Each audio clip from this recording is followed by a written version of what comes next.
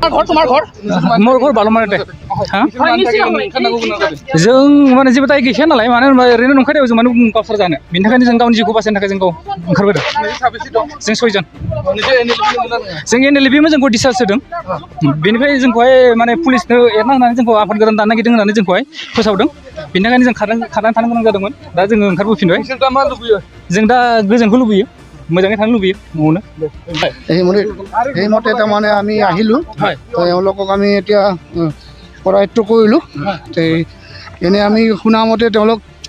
হেৰি আমাৰ কি কয় নিষিদ্ধ সংগঠন এনএলএফবিৰ সদস্য বুলি আমি গম পাওঁ এতিয়াও ভেৰিফিকেশ্যন চলিব গোটেইখিনি আমি এতিয়ালৈকে ভেৰিফাই কৰিব পৰা নাই গতিকে কোনোবাই কিবা বেলেগ কথা কৈছে আমি আগতে ভেৰিফাই কৰি লওঁ ভেৰিফাই কৰি আপোনালোক কনফাৰ্মেশ্যনটো পিছত দিয়া হ'ব 6 জন আছে সেইটো পোৱা নাই আমি এতিয়ালৈকে একো তেওঁলোকক সোধপোছ কৰা নাই বা তেওঁলোকৰ ক'ত কি ঠিকনা আমি এতিয়ালৈকে গম পোৱা নাই বাৰু পিছত আমি গম আপোনালোক জনাম হয় 6 জন আছে बाक्सा सालबारि मुखुमानि सिङाव थानाय रायजो राजा सुबुंफोरनि थाखाय मोनसे गोजोनथाव खौरां किरण एन्टारप्राइज जेराव नोंथांमोना मोननो हागोन नोंथांनि फालांगि खालामनायाव गोनांथि जानाय टाटा योदा ट्राक आरो ई-रिक्शा लोगोसे नोंथांनि न' बां लुनायाव गोनांथि जानाय बाला अन्थाइ सिमेन्ट इटा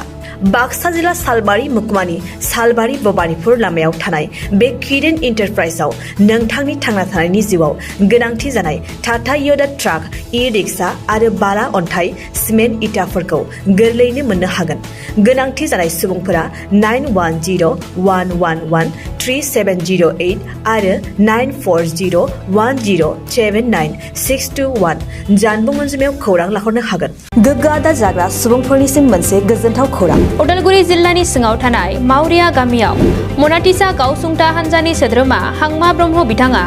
आसाम स्टेट रुरेल लाइभलिहुड मिशननि गेजेरजों खानस्रि हासार आरो गोबोर हासारजों दिहुनजानाय अर्गेनिक मैगं थाइगंनि गला बेखेवनाय जाबाय गोग्गो मैगं थाइगं जाग्रा गोसो गुदुं बायग्रा सुबुंफोरा गाहायाव होनाय जानबुं नम्बराव जगाजग खालामनो हागोन जानबुं नम्बरा जाबाय 8011748256 जानबुं नं 8011748256 गोजोनथाव खौरां गोसो गुदुं फरायसा एबा सुबुंफोरनि थाखाय टारगेट कोचिं इनस्टिट्यूटआ बेसेन गोसा सुबिदा लानानै फैदों जायफोर बिथांमोना banking railway SSC insurance defence Assam police बायदि आनजादनि थाखाय साखाफारा जानो मोजां खाबु मोनाखै बैसोरबायदि फरायसा एबा सुबुंफोरनि थाखाय मोनसे मोजां खाबु सफैदों बरपेटा रोड विशाल मेगा मार्टनि साखाथियाव थानाय आमतलाव बे टारगेट कोचिं इनस्टिट्यूटखौ खुलिनाय जादों आथिखालनि साख्रि मोनै आरो बेकार जेंनाखौ नोजोर होनानै बे टारगेट कोचिं इनस्टिट्यूटआ सोलोंसाफोरखौ गोबां गियान होनो थाखाय राहा लादों बे टारगेट कोचिं इनस्टिट्यूटआव सोलोंथाइ होनो लानाय आयदाफोरा जाबाय banking railway SSC insurance defence आरो आसाम पुलिस